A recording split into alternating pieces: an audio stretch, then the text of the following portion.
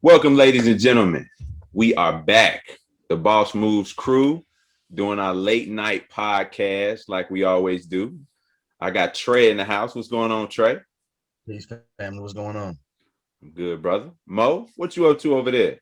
Man, chilling. Glad to be here, fellas. Glad to see y'all. Glad to be here too, man. See, we got to make these boss moves at night because we making other boss moves all day. And we still make time for the Boss Moves podcast. That's what it is, brothers. I appreciate that. Facts. Absolutely.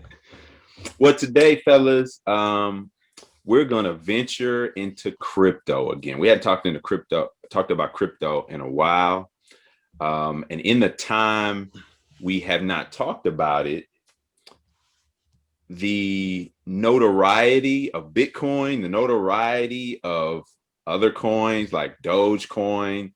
I don't want to say the name, but I'm gonna say it. Safe Moon, XRP, the notoriety of those coins, and many more, Ethereum to say more. Those coins have gone through the roof. Like I think we were talking about earlier, you got parents and grandparents asking about, crypto, and that's when that's mass adoption, right? Well, upon closer examination, people have been finding problems with Bitcoin, with the coin itself, with how much power it takes to mine it, with its decentralization or its centralization, and Elon Musk. A lot of people have stepped in and started, having different opinions about it. I think I read a quote that said Bitcoin uses about the amount of electricity as 12 million households. And I know people are throwing numbers around and trying to, do FUD, and FUD is fear, uncertainty, and doubt. You'll find different people that are FUDing different coins. They don't really know about it, but they're just basically it's hating. So, in the crypto community, if they say, oh man, that's just FUD, that means people are hating, basically. Right? So I just want to start us off with this article, and allow me to share my screen here. Let me know if you can see it, fellas. Can you see it? Yes, sir. Okay, cool. What Elon Musk and Jack Dorsey are missing about Bitcoin and green energy. I'm just going to go through it a little bit. A trio of Jack Dorsey, Cathie Wood, and Elon Musk are promoting the idea that Bitcoin mining can be good for the planet. Actually, this article says that's not exactly true. The basis of their idea is that mining cryptocurrencies uses a lot of power and can be deployed at any time. That could help a developer make money minting coins at a time when there's lots of wind or sunshine, but not much electricity in demand. Making better use of wind and solar, where power generation can be intermittent, increases efficiency, lowers prices, and helps encourage the green transition. So basically, this theory is based on trends that are already happening, regardless of crypto. They're jumping in and saying, hey, because it's so energy inefficient, it's going to make us do better as a society to use wind and solar and this and that.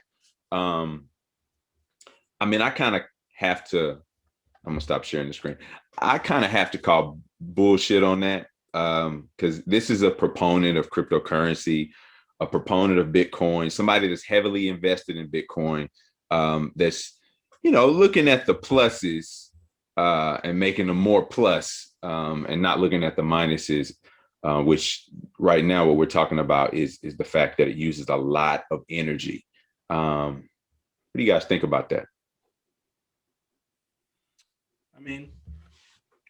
I'm not sure about how much energy it uses, just to be honest with you. I think it's all, like you said, FUD. I think it's a way to fluctuate the market, to get it moving in the direction that certain people want it to move. Just like the regular stock market, there's speculation here and there. So people can sell or buy in when they want to. It's a way to control the market. Yeah. So that's kind of how I'm feeling about this whole thing. You hear crypto is everywhere. It's everywhere now. They have crypto ATMs. They have Bitcoin ATMs everywhere. So that in the long run, crypto is up. It's going to Not be going up. nowhere. It's not going anywhere. And it's nothing that, honestly, it's nothing the government can do about it.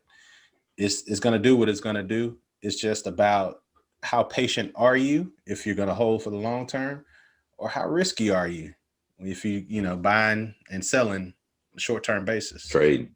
Yeah, trading. Yeah, no, I definitely do agree with you.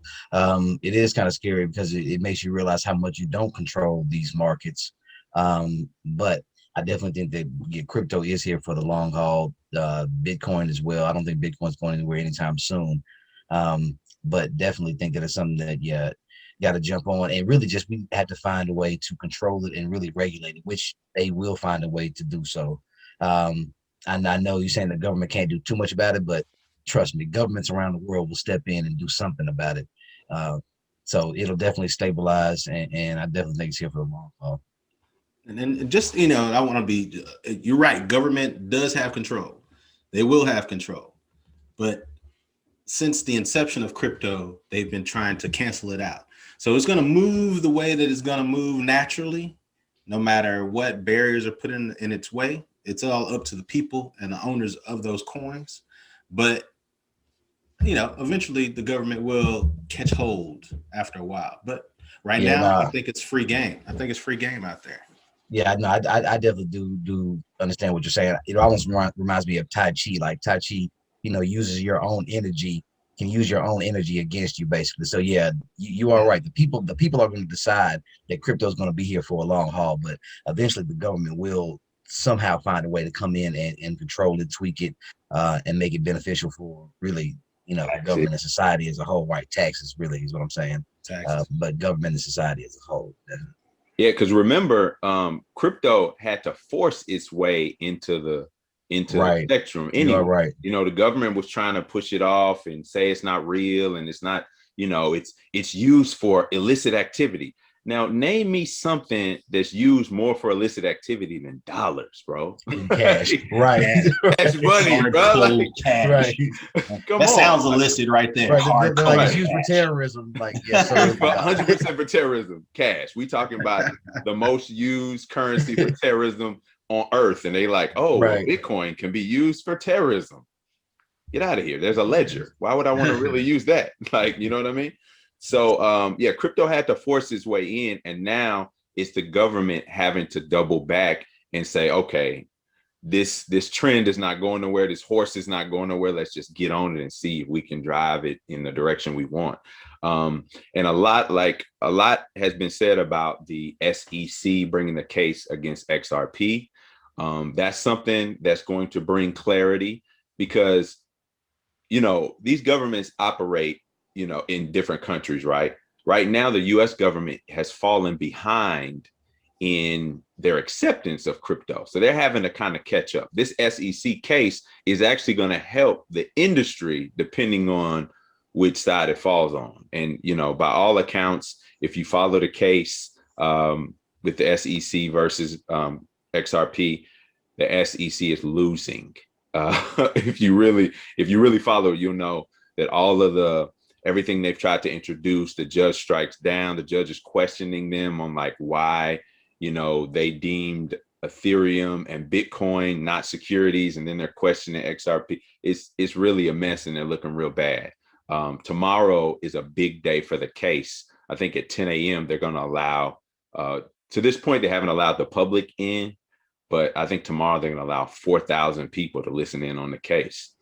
And that's big. April 30th, you're talking? April 30th.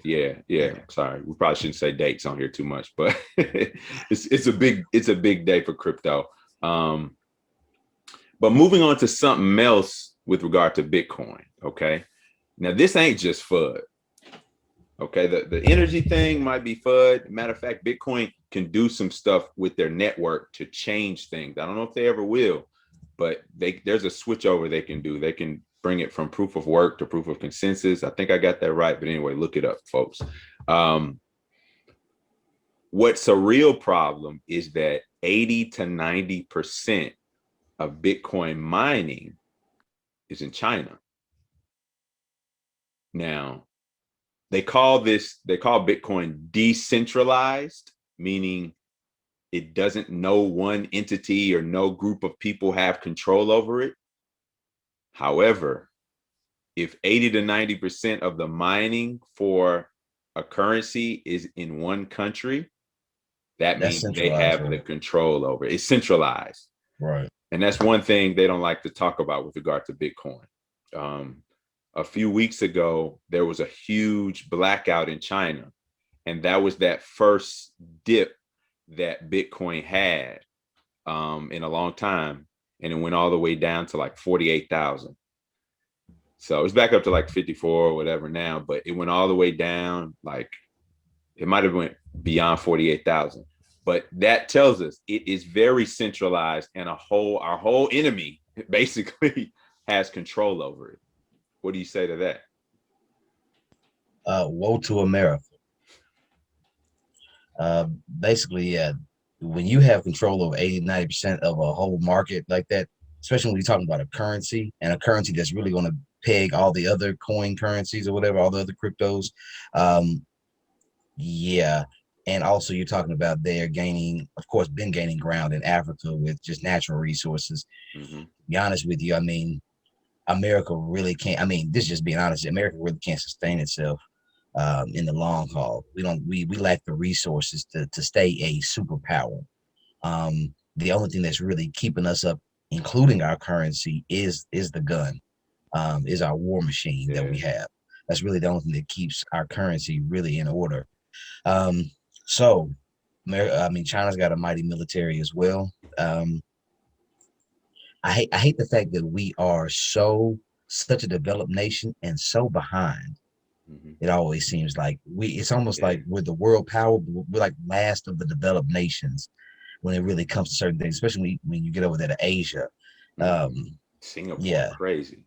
right. I mean, Japan, Tokyo. I mean, the advancements over there. You go over there, it's all type of, just the infrastructure, transportation, just everything's on a different level. So yeah, to be honest with you, it looks like, yeah, our capital markets might not be able to sustain itself, in 100 years. It might not be anything that's immediate, but in 100 years, our economy is going to suffer, most definitely.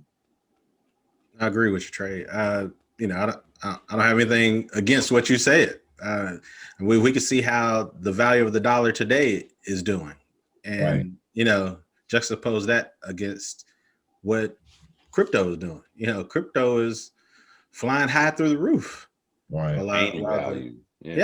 Gaining. While I remember it was a time where the U.S. dollar was, respected. You know what I'm saying?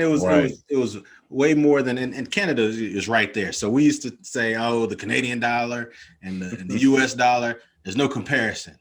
Now it's like the Canadian dollar is more than the U.S. dollar. When right. we're all travelers here. So when I went over to France, for example, I tried to buy something with the U.S. dollar. They're like, what is this? Yeah. They damn near put that in euros, my boy. Yes, they damn near laughed at my ass. I was like, this is money. This is cash money. They're like, no, we don't take that. Euros. Do you have a credit? Do you have a card? I was like, yeah, let me. So your boy had to reach in his pocket, get that card out. But yeah, I mean, that's just the way of the world right now. And every dog has his day. And right now, the day is going away from us. It's starting to turn nightfall. What's the book, Trey? The Honorable Elijah Muhammad. Oh, The Fall of America. You already know. But I mean, it's been a long time coming. The thing is, with regard to the dollar, I mean, we print them into oblivion. So if we're gonna just keep printing money, then of course the value is gonna fall, you know? Right. So, and that's why there's a phrase right now. It goes, savers are losers. Once upon a time, it was a great investment strategy to just put a big chunk of money to the side, keep saving money under the mattress, in a bank, however you did it. Today, you're going to lose about 20% on your money in a few years. Like, you're losing a percentage every single year. Inflation, your money is buying less and less and less and less every single year. Right. So, the day of crypto is here.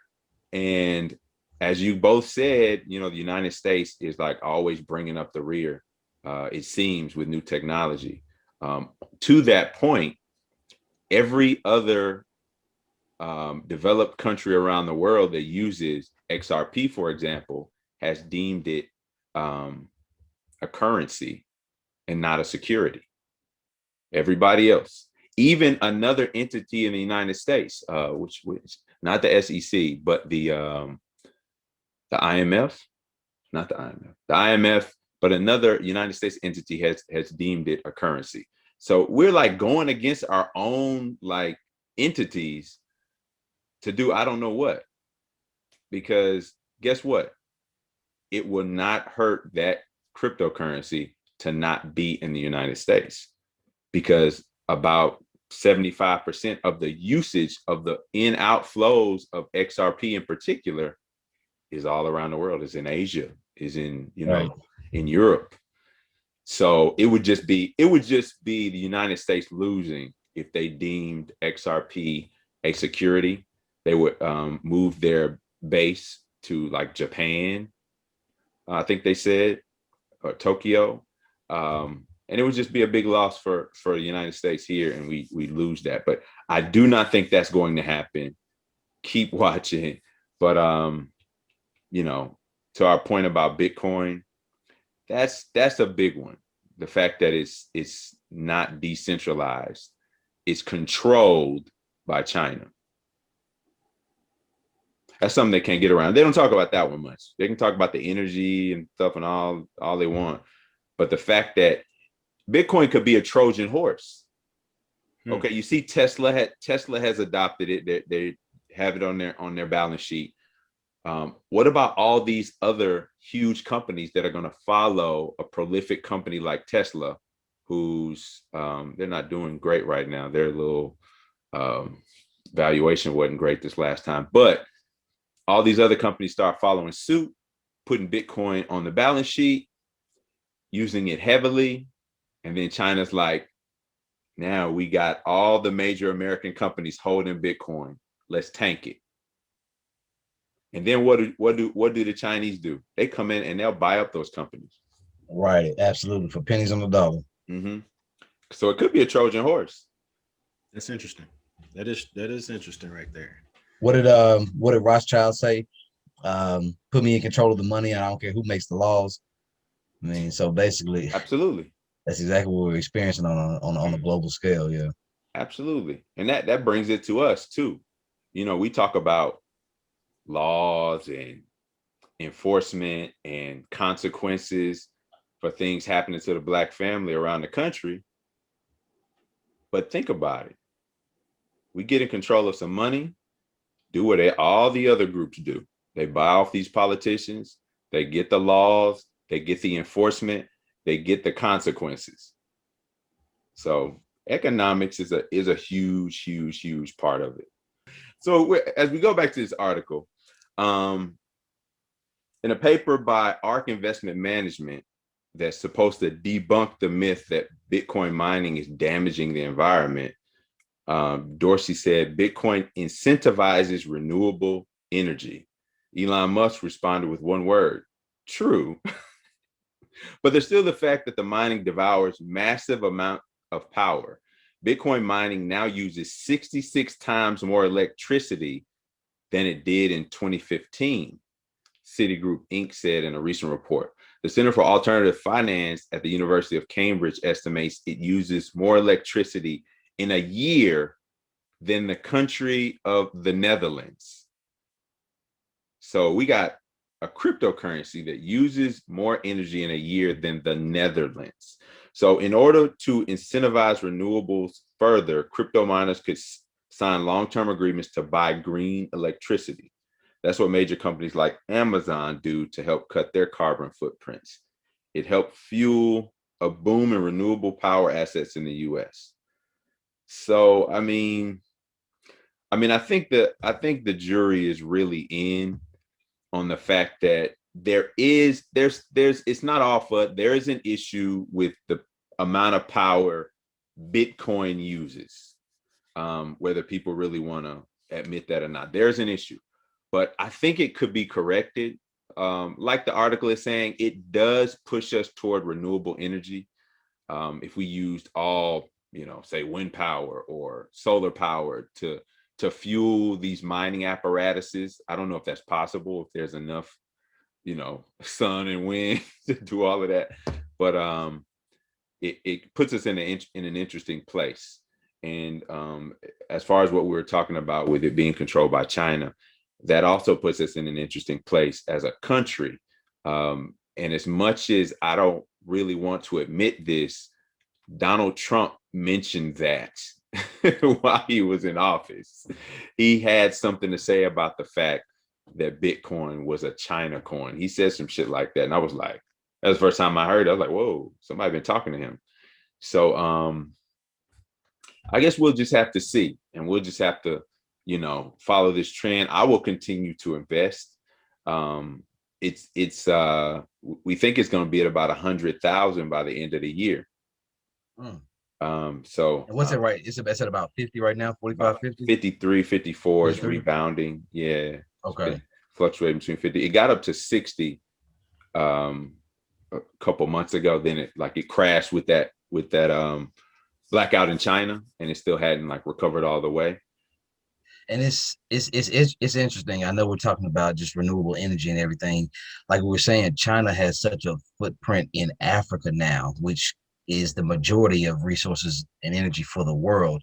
Absolutely. Even Saudi Arabia, I know, is getting rid of its oil reserves and all of its stakes in oil and gas, and really going to renewable energies in terms of their investment in their main Saudi investment fund. So and they're really kind of over there in the Asian market as well. The Eurasian market right there. Yeah. So very interesting to see what the future holds. America's military might really can't withstand the force of the whole entire world really coming against us, because America is very vulnerable. People don't realize, we think America's this big superpower. America's very, very vulnerable. Like, you can cut the lights off on America very easily. The only thing that sustains us, like I said, is our military might. That they, that if you pick a fight with us, America's gonna fight. Now, Right. you're gonna pick a fight with us. We coming back. So that's one thing I will give America, but Right. we're very, very vulnerable, especially when somebody else has control over world currencies and things of that nature, which we've actually had. And we just don't look at it like that with a power. So we feel comfortable, having the control of world currency and pegging the dollar and everything. But when, it's in another country's hands, that's something scary to look at, to be honest with you. Yeah, it's a scary thing. We've had that power for several decades, man. Right. Since the 40s? Right, and we've definitely abused it. Yeah, definitely since at least I'd say 30. When did the Federal Reserve come? Like 33? Was it 46? Right? No, I'm thinking about when they went off the gold standard. Yeah, it might have even been earlier than that. 'Cause I know that was an important right, exactly. And that really sealed America's fate, to be honest with you. When we went off the gold standard, we sealed our own fate. It was almost like they couldn't help but so greedy. It's like, the pot of gold is out there. I have to take it, but I know that in the long run, me taking this pot of gold, it's going to destroy my whole country. Yeah, it's going to hurt us. But they were just that greedy. I mean, they're like, forget 100 years down the line, well, I want to take this gold. Now. But I mean, right. Just because, and I think they felt that, if I take this gold, build up my military might, that nobody can really take the gold from me, or even when the gold is devalued, I can force you to take it and accept the gold. But now people aren't as scared of America as they used to be. So that military might, when people don't care about death or what you do to them, I mean, your military might really is null and void. I think part of that is they see our weaknesses. They've seen our weaknesses, especially when it comes to monetary, access to what we have and how we're making our money. So every company, every business, which the U.S. it's a business. You have to be able to pivot. You can't stay in the same place and expect different results. That's kind of what it boils down to. That's what it kind of boils down to. If you see the tide turning, you better turn with it. You better turn with it. catch the wave. You know what I'm saying? So Right. I think that's part of the problem of what the United States is going through. I mean, every superpower that we've ever known has fallen. Rome, Right. England, whatever, Africa. Egypt. Yeah, I'm about to say, really, to be honest with you, brother, it's really just a balance of power. It's really the universe at work. You can't stay so great but for so long. Right. I mean, everything balances out. It's almost like the NFL draft. You know what I'm saying? NFL draft, the worst teams get to pick first. They're gonna pick the best players. You know what I'm saying? So It's gonna come. it'll always balance itself out. You know, you're not gonna have a Patriots dynasty for 100 years. You know what I'm saying? It's impossible. It always gonna pan out. So that's really just the period that we're actually going through right now. People can't see it, which is scary, and they think this is going to just last forever. Just Like, oh, last America's forever. just going to be this big old superpower forever. Man, you better get your shoes tied because it's coming. I think and I know I'm not trying not to get off base too much, but that's the mindset. It's a mindset thing, and it's the people in power.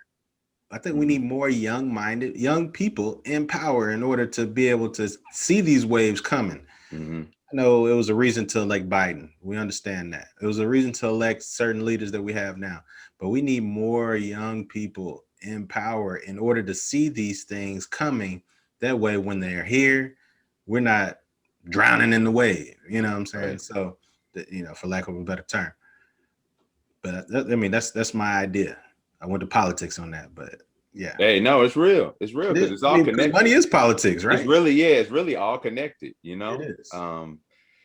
Yeah, there's so many different monetary strategies that are connected to policy, and that policy is made by old ass white men in suits. They got the I'm about to same say, old ass ideas. really, yeah, government policy really just creates the atmosphere for business. That's all government really does, is create an atmosphere for business and commerce and economy. So I mean, yeah, these old policies, have gotten us stuck in place where our business can't really go to the next level, and our business and economy is gonna crash and suffer because of it. But to be very honest with you, like I said, it's balance. When you have an economy that's really based off, I don't whatever you want to call it, negativity, evil, our revolutions, our industrial revolutions are based off pretty much free labor and slave labor. I mean, it's something that really can't last because it's not really based off anything real. And then, like you said, when you take the money off the gold standard, your money's not based off anything real. So it's only a matter of time. Right. Yeah. Right. So, just some bold ideas are only thing that's gonna pivot us. You know what I'm saying? And with crypto, bringing it back to crypto, that's what the monetary policy that we're looking for is something that is good for new tech companies who are in crypto, who are in decentralized finance, who are in blockchain. So if we don't have something that is an incubator for those, if we don't have policies that incubate those new ideas and those new companies, we're just gonna get left behind. And that's just what it is. And that's all it can be. You know what I'm saying? Now, let me ask you a question. I mean, just very quickly. Usually currencies are based off countries. Um, So do you think that this new form of currency, where you almost have global currencies, will they create new countries, new borders, new establishments that pretty much almost like a European Union, companies that come together and create unions and really create blocks of economic power to go and force their will around the world? You saying just based on the Like we're talking about currencies? simply based on currency. I mean, you could take, let's say, Saudi Arabia, Cuba, a bunch of these oil export countries, Africa, and they get together and form a block. And you can even they can create their own digital currency. Oh, of course. You see what I'm saying? Now they can So create a that's whole what's other digital called currency. walled gardens. Those are called walled gardens. They're called CBDCs. Preach to me, brother. Yeah. So Preach to me. they're called CBDCs. These different, and that's different currencies for different countries or whatever, right? The thing is, that's where some agnostic currency comes into play, because you have to have an agnostic currency that is the go-between between all of these different walled gardens, all these different central bank digital currency, these CBDCs that we're going to have around the world. We're already, creating these in different countries. And like I said, the US, once again, is going to be in the back of the line if we don't create a central bank digital currency. It was in this last stimulus bill where they were really talking about it. They could have done it. They might already be doing this stuff behind closed doors. We might not be as behind as we think we are because they're not releasing the information, because the United States and other countries will say, oh yeah, we're testing this protocol. They done tested it 10 years ago. You know what I'm saying? Just like with technology in this country, when we see something, it's been around for 10 or 15 years, with the military or whatnot. You know what I'm saying? Really, really close to the 40 or 50, right? Yeah, exactly. Really close to that. So we might not be as far behind as we think, but they just like pulling the wool over the United States citizens' eyes so much. Whereas, other countries might just go on and put it out there. This country is like, okay, we got to spring it on and we got to put all these dominoes down to bring this into effect. So if countries are going to create all these central bank digital currencies, the central banks of each one of these countries, there has to be a go-between currency, an agnostic currency that can flow between and exchange with all these. And that's what XRP is, actually. That's the one that's been in all the rooms at the IMF, at all of these meetings for the last 10 years. I just don't think it could be any other. But why do you say agnostic in those terms? I mean, just like the dollar is almost a go-between. I mean, because really all you're talking about it ain't agnostic. It ain't agnostic though. You're right. It's true. A peg. But the dollar speaks to the strength of America. When they do these things, when they use the dollar as that go-between, as that main currency, it puts all the other countries at a disadvantage.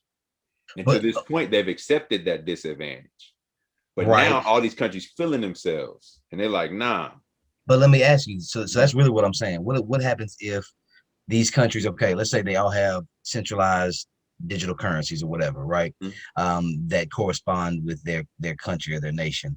Now, what happens? That's what I'm saying. What happens if a certain amount of countries form a block and almost form an agnostic currency that is the go-between that you have to use? And they're basically like, okay, these big block of countries, to buy anything in our country or to do any kind of trade with our country, you have to use this, whatever we're pegging. You understand what I'm saying? And they create a block and really control the entire world market that way. That's really kind of what I'm thinking of. Well, that's the thing. If it's agnostic, it won't matter because it's not going to belong to this country. It's not going to belong to that country. It's going to be its own entity, and it's decentralized. So it's not like this company is going to grow in tremendous power and take over the world because the people control it. It's actually really decentralized. That's what an agnostic currency would be, whether we're talking about XRP, XLM, Cardano. Like there's a few of them that could do the job and could be used that way.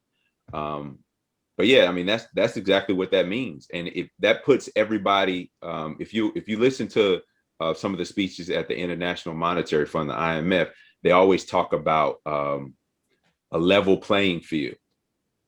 When the United States dollar is the currency of the world and the go-between, we're not on a level playing field. Right. So, I mean, interesting conversation, but we're going to come back to crypto again. We got to come back to it every few months because the developments are happening so fast. But right now, I'm just going to tell you guys, check out vmbainvesting.com. Check out stayfreshcc.com. Mo, why don't you tell them on social media real quick? It's on social media, we're on Instagram, it's stayfreshcc. And for our venture capital, is that what we are at BMBA? It's bossmoves_BMBA. All right. That does it. Good conversation, fellas. Have a good one. Peace. Way to go, family. Peace.